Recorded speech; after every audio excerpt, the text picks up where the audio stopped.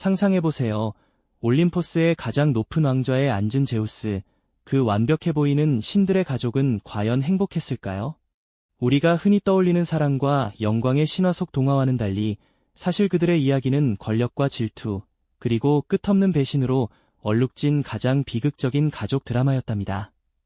신들의 세계에서 펼쳐지는 가장 인간적인 갈등, 바로 가족 안에서 벌어진 치명적인 암투를 통해 절대적인 권력이 가진 양면성과 질투라는 감정이 얼마나 모든 것을 파괴할 수 있는지 그 충격적인 진실을 오늘 함께 파헤쳐 볼까 합니다. 신들의 이야기는 단순히 먼 옛날 이야기가 아니라 지금 우리 사회와 가족에게도 여전히 유효한 깊은 메시지를 던져주고 있다는 걸 깨닫게 되실 거예요. 혼돈의 시대가 끝나고 마침내 티탄족의 왕 크로노스를 물리친 제우스는 그 누구도 범접할 수 없는 절대적인 권력을 손에 쥐게 됩니다. 천둥과 번개를 자유자재로 다루며 하늘과 땅, 그리고 모든 신과 인간 위에 군림하게 되었죠. 그의 위엄은 그야말로 모든 존재를 압도하는 듯했습니다.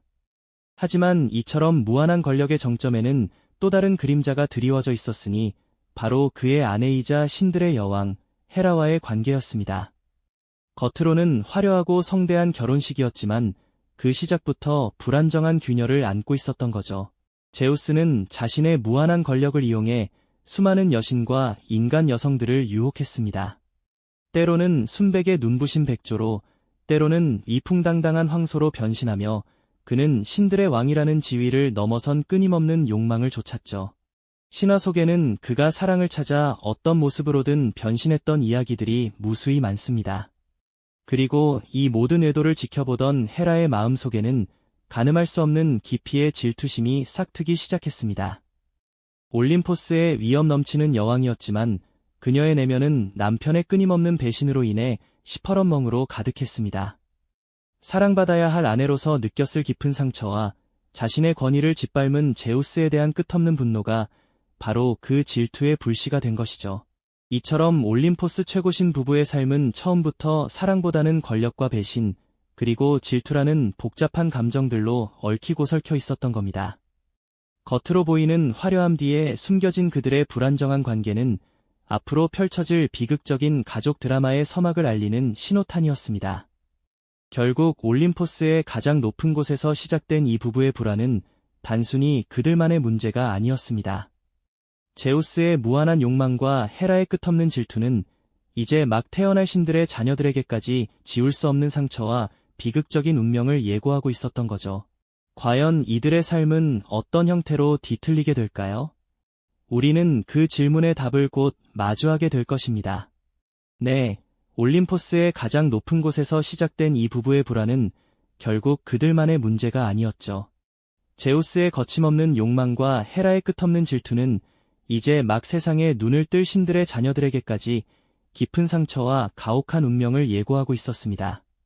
과연 이들의 삶은 어떤 형태로 뒤틀리게 될까요? 우리는 그 질문의 답을 이제 신들의 자녀들을 통해 마주하게 될 겁니다. 사랑받지 못한 채 태어나야 했던 아이들, 헤라의 그림자 아래에서 고통받았던 이복 형제들의 이야기는 올림포스 신들의 위계 속에서 그들이 겪어야 했던 비극적인 여정들을 생생하게 보여주죠. 제우스의 수많은 외도로 인해 탄생한 자녀들은 어머니의 품에서 온전히 자라기는커녕 헤라 여신의 가차없는 저주와 끈질긴 박해 속에서 자신의 운명을 개척해야만 했습니다. 이들의 삶은 올림포스의 화려함과는 거리가 먼 긴장과 연민, 그리고 불공정함으로 가득 찬 드라마였던 겁니다. 가장 대표적인 예로 태양의 신 아폴론과 달의 여신 아르테미스 쌍둥이 남매의 탄생을 들 수 있을 텐데요. 제우스의 사랑을 받은 님프레토는 이들을 잉태했지만 헤라 여신의 잔혹한 저주에 갇히고 말았죠. 어떤 땅도 레토에게 출산의 장소를 내어주지 않을 것이다 라는 저주 때문에 레토는 출산의 고통 속에서 신음하며 발붙일 곳 없이 온 세상을 떠돌아야 했습니다. 그 어디에도 안식을 찾지 못하고 절망에 빠졌던 레토에게 마침내 떠다니는 섬 델로스가 나타나 그녀를 품어주었죠. 그 외딴 섬에서 비로소 아폴론과 아르테미스가 세상의 빛을 보게 됩니다. 어머니의 극심한 고통과 헤라의 끈질긴 박해 속에서 태어난 이 남매는 올림포스의 주요 신으로 성장했지만 그들의 어린 시절에는 늘 헤라의 그림자가 드리워져 있었던 거죠. 포도주의 신 디오니소스의 이야기는 또 어떻습니까? 제우스는 테베의 공주 세멜레를 사랑했지만 헤라 여신은 질투에 눈이 멀어 세멜레를 파멸로 이끌었습니다. 헤라의 관계에 넘어간 세멜레는 제우스에게 자신의 진정한 신의 모습을 보여달라고 간청했고 결국 제우스의 엄청난 신성을 감당하지 못해 불타 사라지고 말았죠. 하지만 제우스는 어머니의 뱃속에서 타오르던 어린 디오니소스를 자신의 허벅지에 넣어 보호했고 때가 되자 그를 다시 태어나게 했습니다. 이렇게 두 번 태어난 신 디오니소스는 헤라의 추적을 피해 어린 시절부터 님프들과 사티로스 그리고 여러 양육자들의 손에 이끌려 이곳저곳을 떠돌아야만 했습니다. 끊임없이 숨어 지내며 헤라의 감시와 저주를 피해 다녔던 그의 삶은 결코 평범한 신의 유년기가 아니었을 겁니다. 반면 신들의 전령 헤르메스는 조금 다른 방식으로 헤라의 질투를 피해갔습니다. 그는 태어나자마자 놀라운 재치와 기지로 올림포스 신들을 놀라게 했죠. 아직 걸음마도 떼지 못했을 때 그는 이미 아폴론의 솥대를 훔치는 대담함을 보였고 그 과정에서 자신만의 악기인 리라를 만들어냈습니다. 헤르메스의 영리함과 예측 불가능한 행동들은 헤라가 직접적으로 그를 박해하기 어렵게 만들었습니다. 마치 미꾸라지처럼 빠져나가는 그의 영민함 앞에서 헤라의 분노는 때로는 허망하게 느껴지기도 했겠죠. 제우스는 이 모든 상황을 지켜보며 복합적인 감정을 느꼈을 겁니다. 그는 자신의 자녀들을 지키기 위해 직접 개입하기도 했지만 때로는 헤라의 분노를 잠재우기 위해 이들을 방관하는 모습을 보이기도 했습니다. 올림포스의 최고신이라는 권위와 아버지로서의 책임감 사이에서 갈등했던 그의 모습은 절대적인 권력이 가진 양면성을 여실히 보여주는 것이었죠. 이처럼 헤라의 질투는 제우스의 사생아들에게 지울 수 없는 상처와 함께 그들 각자의 운명에 깊은 흔적을 남겼습니다. 이들은 모두 올림포스라는 거대한 무대에서 각자의 역할을 수행했지만 그들의 삶은 언제나 헤라의 그림자 아래에서 고통받거나 혹은 그 그림자를 피해 도망쳐야 하는 숙명을 안고 있었던 겁니다. 이러한 신들의 질투와 갈등은 때로는 상상조차 할 수 없는 비극적인 형태로 그들의 자녀들에게 고스란히 전가되곤 했습니다. 특히 헤라의 분노는 단순한 미움이 아니라 신들의 권능을 빌려 가장 잔혹한 저주를 만들어냈으니 그 대표적인 희생양이 바로 영웅 헤라클레스였죠. 제우스와 알크멘의 사이에서 태어난 헤라클레스는 태어날 때부터 헤라의 지독한 증오를 한 몸에 받았습니다. 갓난아기였을 때부터 헤라의 손길은 그에게 죽음의 그림자를 드리웠는데요. 헤라는 무시무시한 독사 2마리를 아기의 요람으로 몰래 보냈습니다. 작은 생명을 순식간에 집어삼킬 듯 맹렬하게 달려드는 뱀 앞에서 보통의 아기라면 속수무책이었겠지만 헤라클레스는 달랐습니다. 그는 경이로운 힘으로 독사들의 목을 움켜쥐고 숨통을 끊어버렸죠. 이 장면은 어린 영웅의 비범함을 보여주는 동시에 헤라가 얼마나 끈질기게 그를 파멸시키려 했는지를 여실히 드러내는 비극적인 서막이었습니다. 하지만 헤라의 복수는 여기서 멈추지 않았습니다. 그녀의 질투는 헤라클레스의 일생에 걸쳐 끊임없이 그림자를 드리웠고 그를 고통의 구렁텅이로 몰아넣었습니다. 헤라클레스가 장성하여 테베의 공주 메가라와 결혼하고 행복한 가정을 꾸렸을 때 헤라는 가장 잔인하고 끔찍한 방법으로 그를 파멸시키려 했습니다. 그녀는 헤라클레스의 정신을 광기로 뒤덮어버리는 저주를 내렸고 이 저주는 그에게 씻을 수 없는 상처를 안겼습니다. 사랑하는 아내와 자녀들을 자신의 손으로 무참히 살해하는 끔찍한 비극이 벌어졌던 겁니다. 한순간에 모든 것을 잃고 정신을 차린 헤라클레스에게 남은 것은 오직 깊은 절망과 죄책감뿐이었죠. 올림포스 최고 여신의 질투가 평범한 인간의 삶을 어떻게 송두리째 파괴할 수 있는지를 보여주는 가장 충격적인 순간이 아닐 수 없습니다. 사랑하는 이들을 잃은 슬픔과 자신에게 닥쳐온 비극적인 현실 앞에서 헤라클레스는 깊은 곤욕에 빠졌습니다. 그는 자신의 죄를 속죄하고 마음의 평화를 찾기 위해 신탁을 구했고 그 결과 에우리스테우스 왕의 명령에 따라 12가지의 불가능에 가까운 과업을 수행하게 됩니다. 네메아의 사자를 퇴치하고 레르나의 히드라를 물리치고 스팀팔로스의 새들을 쫓아내는 등 그가 겪어야 했던 고통과 역경은 헤라의 저주가 얼마나 강력하고 집요했는지를 증명하는 것이었죠. 이 모든 여정은 단순히 영웅적인 위협을 쌓는 과정이 아니라 헤라의 그림자 속에서 고통받고 자신의 비극적인 운명에 맞서 싸우는 한 인간의 처절한 몸부림이었습니다. 제우스는 자신의 아들이 헤라의 끝없는 복수 아래 처참하게 고통받는 모습을 지켜볼 수밖에 없었습니다. 올림포스의 최고신으로서 절대적인 권능을 가졌지만 헤라의 분노 앞에서는 그조차도 자신의 아들을 온전히 지켜주지 못하는 무력감을 느꼈을 것입니다. 이는 절대적인 권력이 모든 것을 해결해줄 수 없으며 때로는 가장 가까운 존재의 고통 앞에서 속수무책일 수 있다는 씁쓸한 진실을 보여줍니다.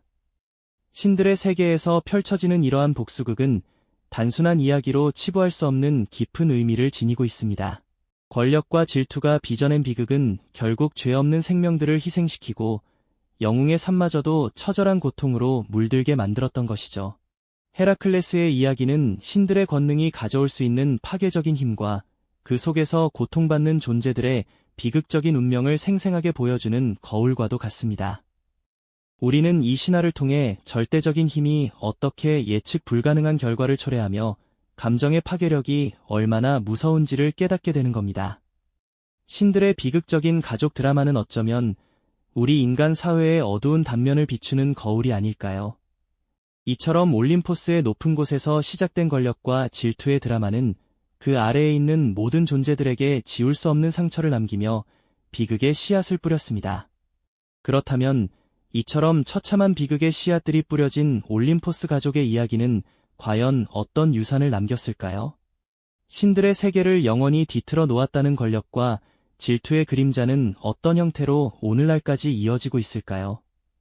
올림포스의 가족 드라마는 단순히 신화 속 옛이야기로 끝나지 않고 그들만의 독특한 방식으로 깊은 흔적을 남겼습니다. 신들은 여전히 각자의 권능을 행사하고 있지만 그들 사이에는 미묘한 긴장감과 해소되지 않은 갈등이 언제나 존재하죠. 마치 깨진 거울처럼 한번 금이 간 관계는 쉽게 회복되지 않는다는 것을 보여주는 듯합니다. 이러한 신들의 세계는 마치 메비우스의 띠처럼 끝없이 반복되는 권력 다툼과 질투의 순환을 상징하는 것만 같습니다. 아무리 높은 권좌에 앉은 신이라 할지라도 인간적인 욕망과 감정에서 자유롭지 못하다는 것을 역설적으로 보여주는 것이죠. 고대 그리스의 조각상이나 유적들이 이 모든 드라마를 관조하듯이 우뚝 서 있는 모습을 상상해보면 신화 속 이야기가 얼마나 시대를 초월하는 메시지를 담고 있는지 다시 한번 생각하게 됩니다. 그들의 불완전함과 인간적인 욕망이 어떻게 개인의 운명을 결정하고 나아가 역사를 만들어왔는지 되짚어보게 되는 겁니다. 절대적인 권력을 향한 맹목적인 욕망은 필연적으로 시기와 갈등을 낳게 마련이죠. 그리고 그 파괴적인 힘은 가장 가까운 존재들, 즉 가족에게 가장 잔인하게 되돌아온다는 것을 헤라클레스의 비극이 우리에게 뼈저리게 일깨워줍니다. 신들의 권력 다툼과 질투가 단지 하늘 위에서 벌어지는 이야기가 아니라 지상의 가장 순수한 존재들에게까지 치명적인 비극을 안겨줄 수 있음을 극명하게 보여주는 순간이었습니다. 이처럼 신들의 이야기는 우리 인간 본연의 욕망과 그로 인한 비극적 순환을 비추는 거울과도 같습니다. 오늘 우리는 제우스와 헤라, 그리고 그 자녀들의 이야기를 통해 신들의 세계에서 펼쳐진 권력과 질투의 그림자를 깊이 들여다보았습니다. 이 이야기는 단순히 고대 신화 속의 이야기가 아니죠. 절대적인 힘을 향한 욕망, 그리고 그로 인해 파생되는 질투와 갈등은 시대를 초월하여 오늘날 우리 사회와 가족 내에서도 여전히 반복되는 인간 본연의 드라마입니다. 신들의 비극을 통해 우리는 권력의 양면성과 감정의 파괴력을 성찰하고 진정한 행복과 조화로운 관계를 위한 지혜를 얻을 수 있을 겁니다. 결국 올림포스 신들의 이야기는 영원히 끝나지 않는 인간 본성의 투영이라고 할 수 있습니다. 신화 속에서 우리는 우리의 가장 어두운 면과 가장 밝은 면을 동시에 발견하게 되는 거죠. 여러분의 삶과 주변 관계를 돌아보며 이 신들의 이야기가 오늘날 우리에게 어떤 의미를 던져주는지 스스로에게 질문해보는 것은 어떨까요? 신들의 세계가 우리에게 남긴 교훈은 어쩌면 우리 자신을 이해하는 가장 중요한 열쇠가 될지도 모른다는 생각이 듭니다. 영원히 끝나지 않을 것 같은 신들의 이야기는 우리 삶 속에서 여전히 살아 숨쉬고 있는 겁니다. 이 영상이 도움이 되셨다면 좋아요와 구독 부탁드립니다. 여러분의 응원이 제게 큰 힘이 됩니다. 다음 영상에서도 더 유용한 정보를 공유하겠습니다. 감사합니다.